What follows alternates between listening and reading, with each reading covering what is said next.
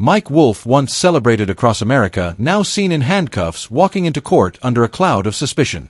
It started with rumors, then came the confirmation. Frank Fritz was gone. Everyone believed it was natural. A stroke. A complication. An unfortunate turn. But it was more. Much more. Toxicology reports raised questions. There was something in his system. Not prescribed. Not harmless. It was deliberate. The kind of poison that whispers, not screams. That hides in plain sight. And takes a life silently.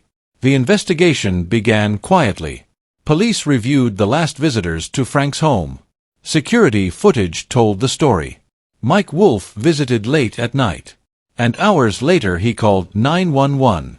By the time emergency services arrived, Frank was already beyond saving. At first it looked like carelessness. But deeper examination revealed intent. Frank was being given drugs. Not to heal, but to harm. Drugs that could accelerate his decline. Under the disguise of help. Inside Wolfe's home, detectives found a locked safe. Inside were unlabeled medications. And a notebook. In that notebook were entries written in frustration, in rage, and in fear. He wrote about losing control. Losing the show. Losing the legacy. The show that once brought smiles. Was now a stage for betrayal. Witnesses came forward. Crew members spoke of tensions, of jealousy, of arguments behind the scenes. Danielle Colby gave emotional testimony, recalling how Mike tracked every pill Frank took, how he would snap when questioned, how he changed.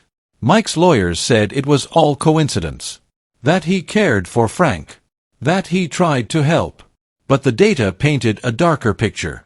Internet history showed searches. How to simulate a natural death. How to poison without a trace. When Mike was arrested, he stayed silent. But in court he snapped. He shouted. He raged. He said the show was his. The fame was his. The world was his. That moment ended all doubts. He was not mourning a friend. He was protecting a throne. A name. A brand. At any cost. The jury deliberated for just 4 hours. The verdict was clear. Guilty. Of poisoning. Of deception. Of betrayal. Mike collapsed in court. Screamed that the truth would surface.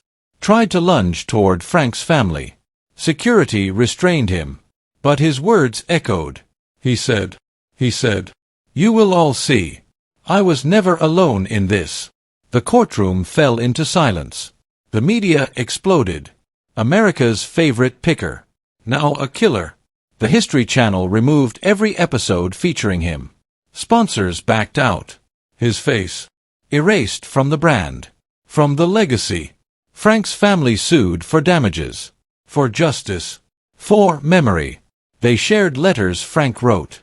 Dreaming of a comeback. Of rebuilding. Of starting over. But he never got that chance. Because his oldest friend took it from him. Psychologists labeled Wolfe a narcissist. Driven by control. By fear.